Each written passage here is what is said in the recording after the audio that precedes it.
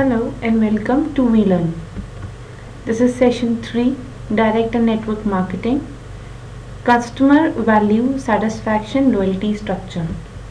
Topic covered: Introduction to Market, Total Quality Management, that's TQM, Customer Relationship Management, CRM, Customer Loyalty, Product Management, Product Mix, Product Line and Brand, Product Line Decisions. Introduction. Managers who believe the customer is a company's only true profit consider the modern organization chart in the pyramid. Well, we know that in today's scenario, we have companies who were following the traditional organization structure and the companies who were following the modern organization structure. So the companies who were actually following the modern organization chart, they were actually know that the customer is the major value of their organization. They actually want to generate the profit for the organization. As in this session we were going to study about the customer satisfaction. Customer क्यों valuable होते हैं, customer satisfaction क्या होती है, customers को एक consider करना क्यों ज़रूरी है, प्रोडक्ट क्या होते हैं, प्रोडक्ट मिक्स क्या होती हैं, प्रोडक्ट लाइंस क्या होती हैं, इन सब जैसे सिनेरियोस को आज हम लोग स्टडी करने वाले हैं इस सेशन के अंदर. At the topic are the customers. Need in the importance are frontline people who meet, serve and satisfy the customer. Under them are the middle managers whose job is support the frontline people. So they are serve the customers well. And at the basis is the top management whose job is to hire and support the good middle managers. So in basically in the modern organization chart तो सबसे initial level पर जो होता है या जो top पर होता है वो कस्टमर्स होते हैं. कस्टमर्स के बाद जो कस्टमर्स के साथ परफॉर्म करते हैं दे वर फ्रंटलाइन पीपल्स के बाद frontline people because they were those kind of a people जो कि हमारे कस्टमर्स के साथ इंटरेक्ट करते हैं. And yes at the same time they were working as an representative of the organization. हमारे ऑर्गेनाइजेशन के वो एक रिप्रेजेंटेटिव होते हैं. वो उनका बिहेवियर, वो किस तरीके के प्रोडक्ट में डील कर रहे हैं, वो कस्टमर से कैसे डील कर रहे हैं, वो सब चीज़ें एक customer जताता है. Under them there are the middle managers then, and after them there are the jobs is to support the frontline people. और बीच में होते हैं middle managers are basically to support the frontline में होने वाली जितनी भी एक्टिविटीज़ हैं, जितने भी frontline managers हैं उनकी एक्टिविटीज़ को सपोर्ट करना, उनको काम करने में आगे फर्दर हेल्प करना. That's basically comes at the middle management work. And after that middle management there are top management whose job is to hire and support the good middle managers. और सब top management का काम होता है good और middle management को support करना. So this is giving us the briefing of कि एक modern organization chart कैसा होता है. Before going to more glance on the modern organization chart, traditional organization chart क्या होता है. So here is the diagram who were mentioning the both कि traditional organization chart क्या होता है and the modern customer oriented organization chart क्या होता है. So we can see that in a clear line कि जो भी ट्रेडिशनल ऑर्गेनाइजेशन चार्ट होते थे उसमें हम लोग टॉप मैनेजमेंट को सबसे पहले कंसीडर करते थे, इसलिए top management is always on top. After that consideration of a top management on the top there is a middle management. तब मिडिल मैनेजमेंट बीच में आते हैं, वो performing as an a coordinator between top management and frontline people. Frontline और top management के बीच में एक मीडिएटर का रोल प्ले करते हैं. जितने भी ऑर्डर्स, जितने भी इश्यूज़ होते हैं, ऑर्डर्स को पास ऑन करना फ्रंट लाइन तक, इश्यूज़ को लेकर जाना टॉप मैनेजमेंट तक, वो मिडिल मैनेजमेंट का काम होता है. Frontline people are basically who actually performed with the customers. जो कस्टमर से इंटरैक्ट कर रहे हैं, कंपनी के रिप्रेजेंटेटिव्स हैं, कंपनी के लिए परफॉर्म कर रहे हैं, they were are actually comes into the frontline people. So this is a traditional organization. तो traditional organization में customers को इतना importance नहीं दिया जाता था, but as the diagram shows कि एक हमारे customer का contribution जो था वो major level पर था. हमारे customers huge होते हैं जबकि top management rare होते हैं, but yes at the same time customers को इतना consider नहीं किया जाता था traditional organization के chart के अंदर. But now that scenarios are change. Competitive environment है, ऑर्गेनाइजेशन को एग्जिस्ट करना है, परफॉर्म करना है, उसके लिए it is required to be the orientation. एक ओरिएंटेशन कंपनी की होनी बहुत ज़्यादा ज़रूरी है. Just because of that orientedness the customers are basically the customer orientation comes into a picture कि हमारी जितनी भी कंपनीज होती हैं उन्हें कस्टमर फोकस होना चाहिए. So according to that customer comes first. Customer के साथ इंटरैक्ट करते हैं frontline people, again they were the important part, then middle management and then top management, and surrounding is given by the customer, that is the customer oriented organization. ये जो organization है वो customers oriented organization है. Now customer perceives value. जब when we were talking about customer satisfaction is basically दोस्त जब एक customer product को लेकर satisfy होता है, that means कस्टमर की जो एक्सपेक्टेशन होती है उस एक्सपेक्टेशन के बिहाफ पर ही उसे उतनी वैल्यू मिलती है. So there is two things comes into a picture. एक एक्सपेक्टेशन जो कस्टमर ने परसीव की थी प्रोडक्ट के बारे में, और उसी परसीव कस्टमर को ध्यान में रखते रखते एक एक्सपेक्टेशन उसको यूज़ करने के बाद जो जनरेट हो रही है, ये दो चीज़ें जो हैं वो हमारी सेटिस्फैक्शन जनरेट करती हैं. दैट मीन्स सेटिस्फाई कस्टमर वही होगा कि जो उसने एक्सपेक्टेशन परसीव की थी वही एक्सपेक्टेशन उसने फुलफिल भी की. But at the same time dissatisfied customer वो हो जाएगा जिसने जो एक्सपेक्टेशन परसीव की थी उससे कम एक्सपेक्टेशंस को रिसीव किया, या हम कह सकते हैं उससे कम वैल्यू को उसने उस प्रोडक्ट में पाया. तो वो क्या हो जाएगा, ऑटोमेटिकली वो डिससेटिस्फाइड कस्टमर हो जाएगा. सो यहाँ पर वही बात कर रहे हैं कि कस्टमर परसीव्ड वैल्यू क्या होती है. कस्टमर परसीव्ड वैल्यू को हम लोग CPV भी बोलते हैं. CPV. It is basically a difference between the prospective customer evaluation of all the benefit and all the cost of an offering and the perceived alternative.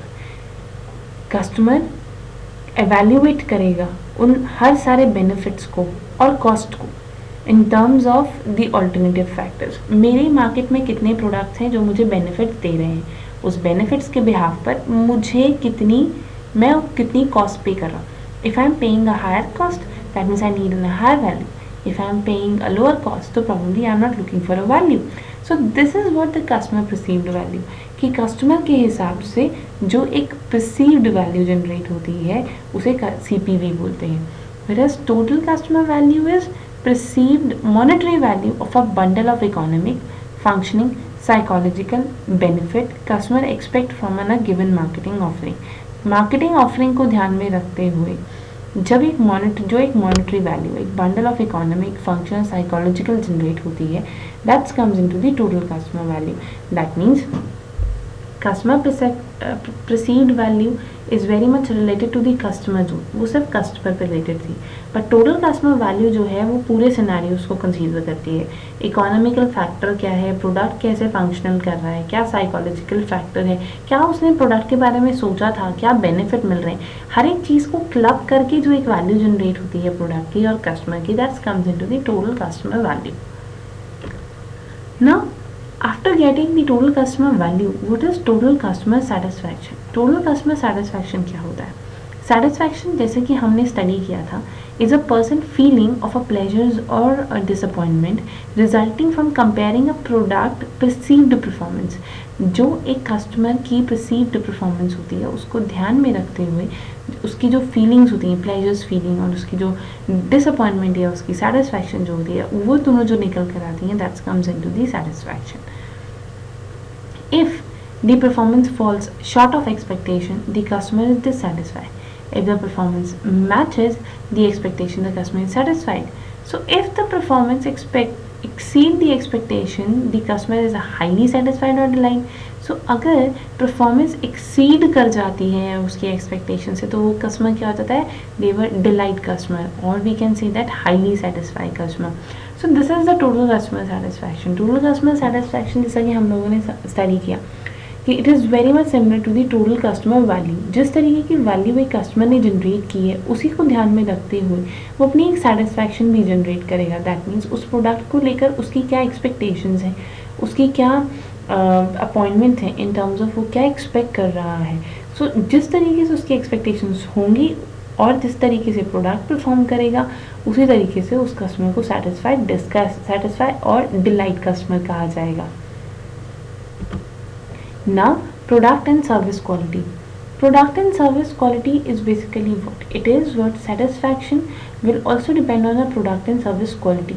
Quality is totally a feature and characteristics of a product or service that bears on its ability to satisfy stated or implement the needs in terms of total quality management में quality वो factor होता है, quality हम लोग ये बोल सकते हैं कि it is the feature, it is the characteristics of product. ये प्रोडक्ट का एक फीचर है, प्रोडक्ट की करेक्टरिस्टिक्स हैं जो कि इनबिल्ट किए जाते हैं प्रोडक्ट एंड सर्विसेज के अंदर, जो कि हमारे कस्टमर में एक सेटिस्फैक्शन जनरेट कर सकें। And yes at the same time जो क्वालिटी होती है वो क्वालिटी एक स्टैंडर्ड के साथ परफॉर्म होती है, जो कि ऑर्गेनाइजेशन अपनी परफॉर्मेंस अपनी कैपेबिलिटी के हिसाब से स्टैंडर्ड सेट करती है, क्वालिटी स्टैंडर्ड्स, और उसके बिहाफ पर वो आगे फर्दर एक्टिविटीज़ को परफॉर्म करती है। So the sellers have delivered the quality whenever the seller product or the service meet or exceed the customer's expectations. Sellers basically deliver a quality whenever the seller product or services meet the exceed of customer expectation. अगर एक customer की expectation fulfil हो रही है या फिर customer हमारा एक डिलाइट कस्टमर बन रहा है, इन दैट केस क्या दैट हमारा कस्टमर जो है वो ऑब्वियसली उसे वो क्वालिटी मिल रही है जिस वजह से वो सेटिस्फाई हो रहा है। So that comes into the seller has to deliver a quality in that case. So in that case, a company that satisfies most of its customer need most of the time is called the quality company. वो company जो अपने customer की needs को सबसे ज़्यादा satisfy करती है, उन्हें एक क्वालिटी प्रोवाइड करती है, तो वो क्वालिटी कंपनी हो जाती है। तो that shows how much a satisfaction and quality is related, कि क्वालिटी और सेटिस्फैक्शन आपस में कैसे रिलेट करते हैं। Now we are moving towards the another topic, which is total quality management. What is total quality management? It is basically to generate the proper quality in the management. जैसा कि हम लोगों ने स्टडी किया अभी previously कि एक satisfy customer ही को एक क्वालिटी की वैल्यू जनरेट होती है, because every seller is basically providing the quality in the product. Quality हर प्रोडक्ट के अंदर है, but the thing is what kind of an expectation a consumer have. So in that case yes, हर organization को total quality management जैसे concept को study करना चाहिए। टोटल क्वालिटी मैनेजमेंट बेसिकली ये स्टेट करता है कि किस तरीके से कंपनी मैक्सिमम से मैक्सिमम क्वालिटी जनरेट कर सके, एंड ये एट द सेम टाइम ये डिफाइन कर सके कि कौन सी क्वालिटी बेस्ट है और कौन सी कितनी क्वालिटी का स्टैंडर्ड पुट डाउन करना चाहिए, कितने का नहीं, कितना एक्सपेंडिचर वो क्वालिटी पर ले सकती है या नहीं। That's comes into the total quality management to bringing out the proper standard factors. उन्हें किस क्वालिटी को कैसे मेंटेन किया जाएगा, क्वालिटी को कैसे मैनेज किया जाएगा, what is the management for quality, वो सारे कॉन्सेप्ट जो होते हैं वो टोटल क्वालिटी मैनेजमेंट के अंदर आते हैं। So what was the slide is mentioning, the total quality management is a management concept coined by W. Edwards Deming. So it is what created by the W. Deming. So the basis of total quality management is to reduce the error produced during the manufacturing or service process, increase the customer satisfaction, streamline the supply chain management, aim of modernization of equipment, and ensure the worker have the highest level of training. Now अगर हम लोग total quality management में ये बोल रहे हैं कि ज़्यादा अच्छे स्टैंडर्ड्स को बनाए रखना और yes at the same time उन्हीं स्टैंडर्ड्स को परफॉर्म करते रहना, उन्हीं स्टैंडर्ड्स को अचीव करने की कोशिश करना, वो स्टैंडर्ड्स अचीव कैसे होंगे जब एक ऑर्गेनाइजेशन कम से कम एरर करेगी। अगर वो कम से कम एरर कर रही है, गलतियाँ कम हो रही हैं, डुप्लीकेशंस कम हो रही है, तो ऑटोमेटिकली कंपनी क्वालिटी की तरफ परफॉर्म कर रही है, कंपनी क्वालिटी में जा रही है। तो TQM क्या हो गया? It is reduce the error produced during the manufacturing. तो वो सारे एरर्स को रिड्यूस करना जो कि प्रोडक्शन के टाइम पे अराइज होते हैं। This could be increase the customer satisfaction, streamline the supply chain management, that comes in modernization of equipment, ensure the workers have a highest level of training. This all comes into the TQM.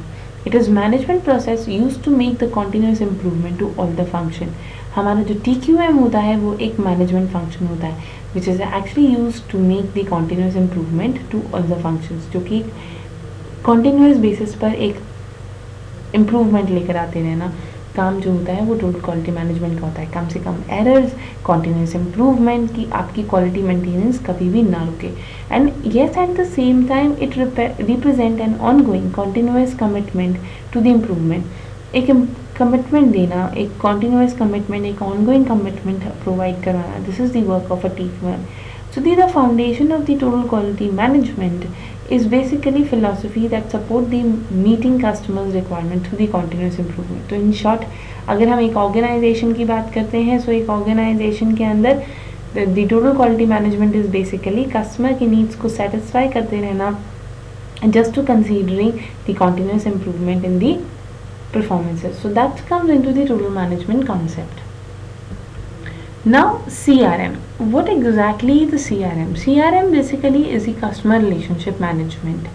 CRM is one of the activity, or we can say that the technique which a firm can be adopt to be in a touch with the customer or to bringing out the better services to the customer. CRM basically a process of managing the detailed information about the individual. एक individual के बारे में proper detail maintain करना, एक individual के बारे में proper काम को देखना about the individual customers and carefully managing all the customer touch point to the maximum customer loyalty. So in that case, a customer touch a point is an occasions on which the customers encounter the brand and product from the actual experiences to the personal or the masses communication to the casual observations. एक CRM जो है वो तब cover up होती है जब एक marketer perform करता है activities just to understand the customer की क्या नीड्स हैं, कस्टमर की वो नीड्स जो हैं कैसे फुलफिल होंगी, किस तरीके से हम अपने कस्टमर को सेटिस्फाई कर सकते हैं, how our customer is actually looking for, if I bring out this kind of a modification for my customer so it's good or not. ये सब क्या है? ये सब कस्टमर रिलेशनशिप मैनेजमेंट का ही एक हिस्सा होता है. Just to observe the consumers, communicate with them, bringing out the feedback from them, just, or we can say that encounter your customer just to get the understanding what customer is thinking about the company. So that comes into the CRM part. Customer relationship management enable a company to provide the excellent rent time customer service throughout the effective use of individual account information. एक proper individual account of information को club करने के लिए CRM सबसे ज़्यादा helpful है और बहुत एक्सीलेंट जॉब करता है. Reason behind it is worked as the individual account of information, it is worked as the individual part, it based on what they know about each valued customer. जितनी भी information through touch point आप अपने customer तक reach कर रहे हो, customer से बात कर रहे हो, कस्टमर से फीडबैक ले रहे हो, you are communicating with them, you are giving them certain kind of an experiences, you trying to make an loyalty, आप कस्टमर से रिलेटेड इतनी सारी एक्टिविटीज़ परफॉर्म कर रहे हो, that means you are getting the information about the customer. उन्हीं information के basis पे you can easily come to know कि कौन से आपके रियल टाइम कस्टमर्स होंगे और कौन से आपके टेम्प्रेरी बेस्ड कस्टमर होंगे. So in that case, it is what the kind of the information. It's based on what they know about each valued customer. ये basically depend करता है कि वो किस तरीके से value करते हैं. Company can customize the market offering, service, program, message, medias. That means what they know about each valued customer. वो अपने value customer के बारे में कितना जानते हैं. Value customer को वही चीज़ offer कर रहे हैं जो कि customer के लिए customer is actually looking for. और they were actually in the customized market which is actually in the offering, servicing, program, messages, medias. This all comes into the CRM part.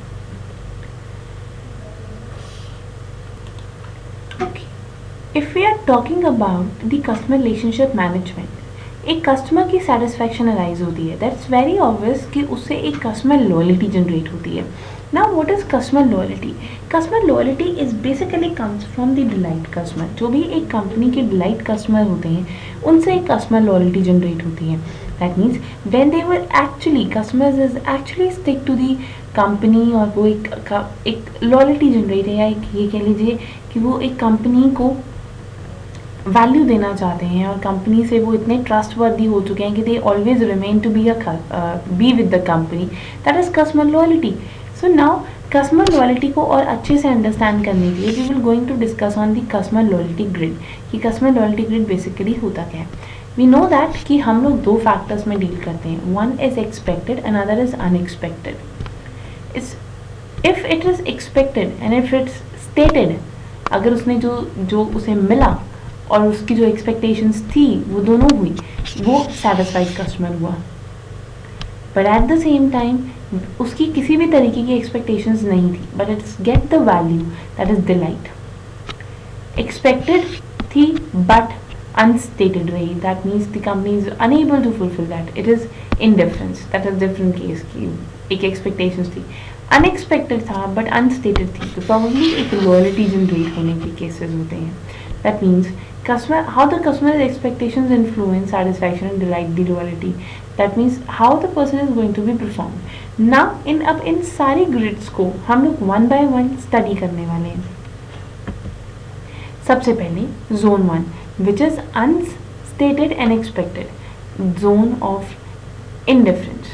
Literally, this include all those customer needs and wants that are basic to fulfill the contract between the you and them. You and them states the customer and the company.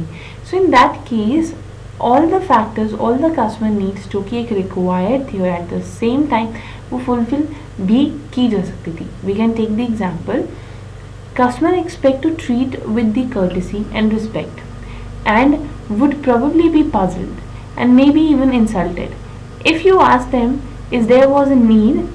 It's of course is, and if you don't meet this need you will be dissatisfied. So if you meet this basis and obvious need, the best you can hope for the indifference. That is what the customer is actually looking for, the courtesy and respect, but that doesn't mill, वो उसे मिली नहीं और वो problem उसे नहीं gate कर पाए. सो in that case customer क्या हो गया, dissatisfied. Another is zone 2. Zone 2 is basically which is stated and expected. That is the satisfaction. This is where the customer actually tells you what is important to them. Customers के लिए क्या basically important है. It listen carefully here as this is a key stepping stone of a customer loyalty. Meeting a customer need here will cause a satisfaction, whereas not meeting them will cause a dissatisfaction.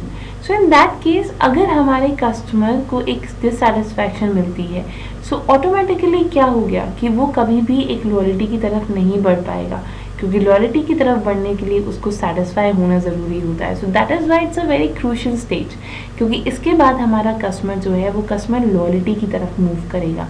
So we can take the example also.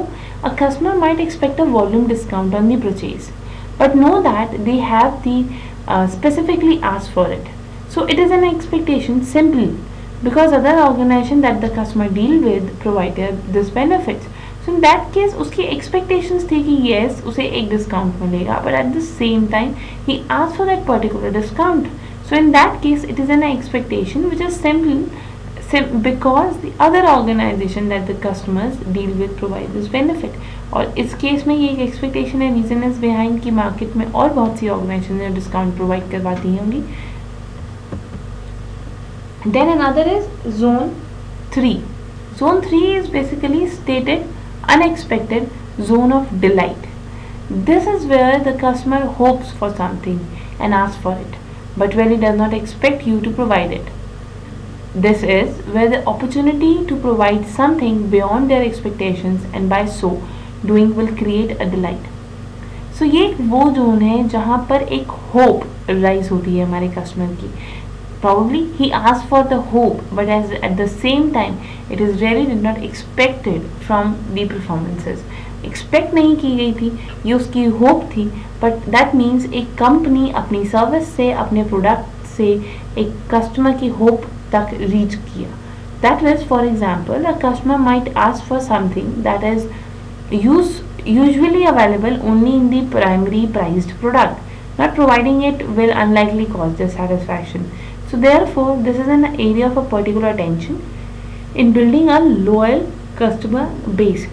Customer like premium pricing. Premium pricing is basically provided to the customer, but yes, at the same time, before buying that particular kind of a product, customer used to check कि उसे इस तरीके की premium price के अंदर वो value generate हो रही है कि नहीं. If the person is able to generate that value, so that's very obvious कि वो उस कस्टमर को लॉयल्टी की तरफ लेकर जा रहा है. Another is zone 4, which is stated and unexpected, the zone of loyalty. That means it is an area where your experts in whatever product and services you provide, the customer lack of expertise can really pay off. Providing a benefit about beyond that what the customer is being aware of can be create a loyalty customer, but this requires you to be really proactive in suggesting to the customer new innovation that they can really benefit from. Many customers will be even willing to pay the extra for it. So this is what the kind of a service, uniquely servicing you are providing, जिसकी वजह से एक company को बहुत ही ज़्यादा proactive बनना पड़ता है. दैट मीन्स कि मार्केट की नीड अराइज, किसी भी तरीके की नई नीड अराइज होने से पहले आप किसी तरीके के अच्छे प्रोडक्ट, इनोवेटिव प्रोडक्ट लेकर आओ जो उनको किसी ना किसी तरीके की बेनिफिट्स प्रोवाइड कर रहे हैं. So this lead towards the zone of loyalty. All zones are basically equally important. जितने भी हमारे जोन्स हैं वो इक्वली इंपॉर्टेंट है. To get the zone of a loyalty, the customer first need the other zones. There are no shortcut. If your organization is really good at innovation, so then this will be the end of an struggling of all the 4 zones. So जितने भी zones हैं वो अपना अपना role play करते हैं. अगर एक भी रोल या एक भी जोन मिसप्लेस होता है, और if they were not creating their role or they were not performing their values, so that's the very obvious, it's end up of struggling of all the job. तो जितनी भी zones हैं उनकी struggling की जो है वो end हो जाती है यहाँ पर. Now what is product management? Product management को समझने से पहले ज़रूरी है what is product को समझना. So product is basically anything that can be offered to a market to satisfy a want or needs. Product include the physical product, goods and services, experiences, event, persons, place, properties, organization, information and ideas.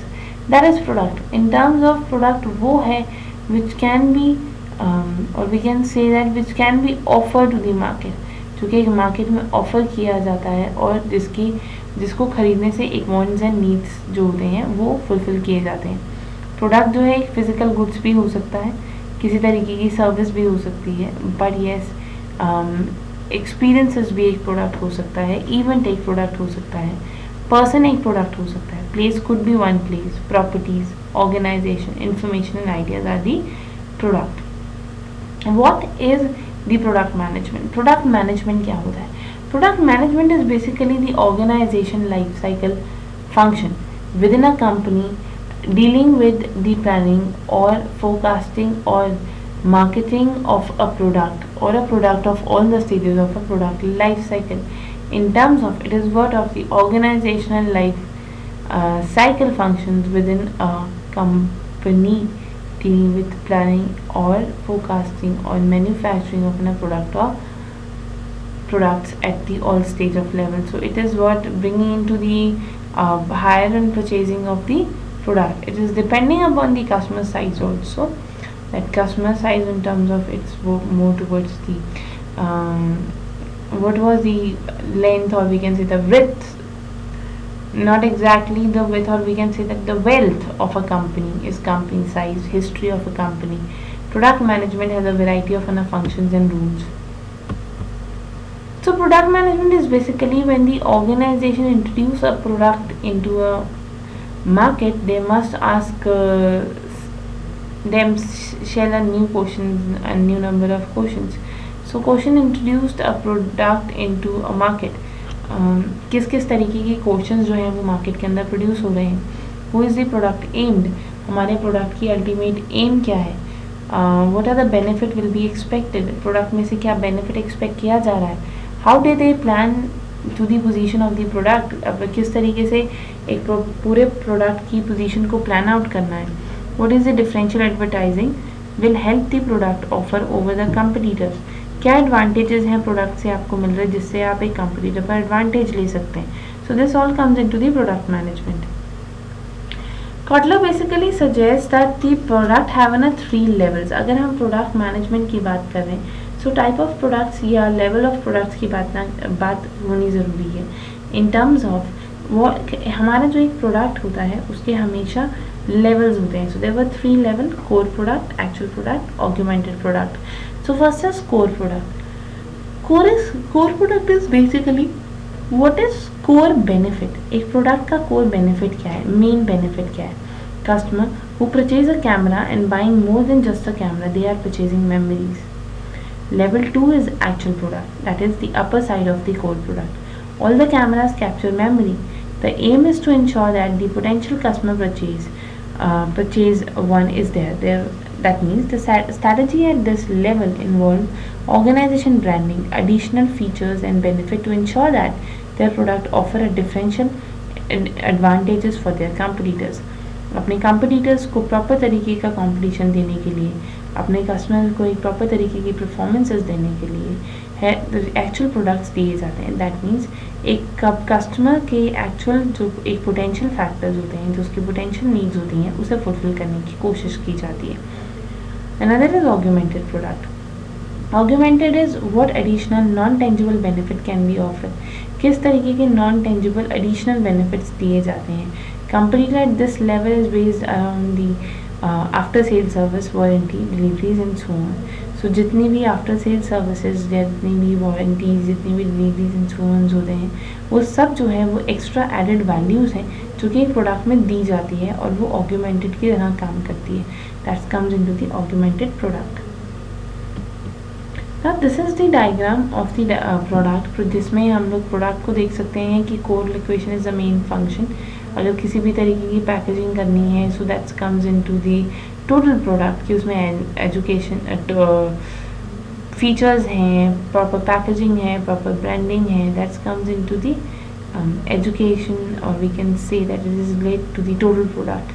So that is brand and features. But at the same time, on the upper level, it's augmented product. Augmented product is basically related to generate and after sales.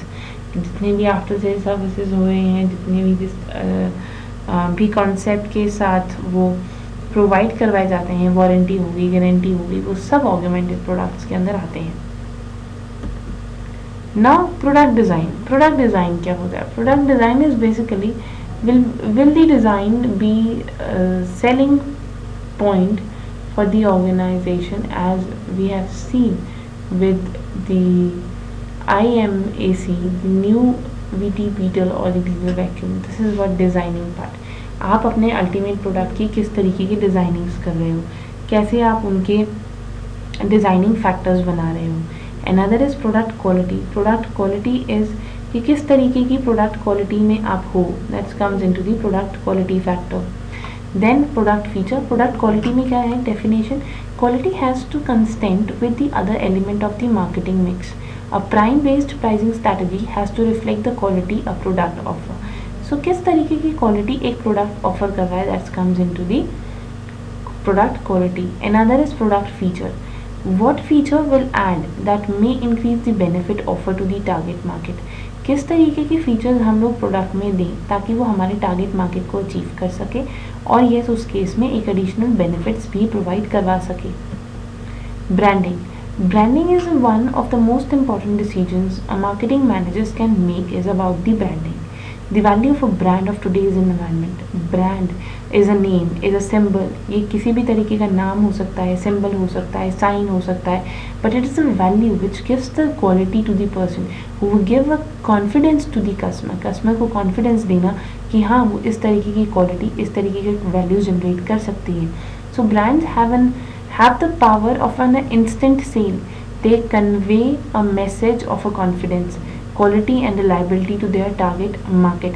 अपनी target market में एक confidence, एक quality, एक reliability generate करना कि yes brand can perform this kind of a thing. Now what is product line decision. Product line decisions क्या होते हैं? The product mix basically consist of variety of product line. Product mix जो है बहुत ही variety of product line के अंदर deal करता है. It could be in the offering a product line. The company normally develop a basic platform and models that can then be expanded to meet the different customer requirement. For example, many home builders show a model home to which the additional features can be added, enabling the builders to offer the variety while lowering their product cost. So regardless of the type of the product being offered, successful marketers do not make the product line decisions without the rigorous analysis.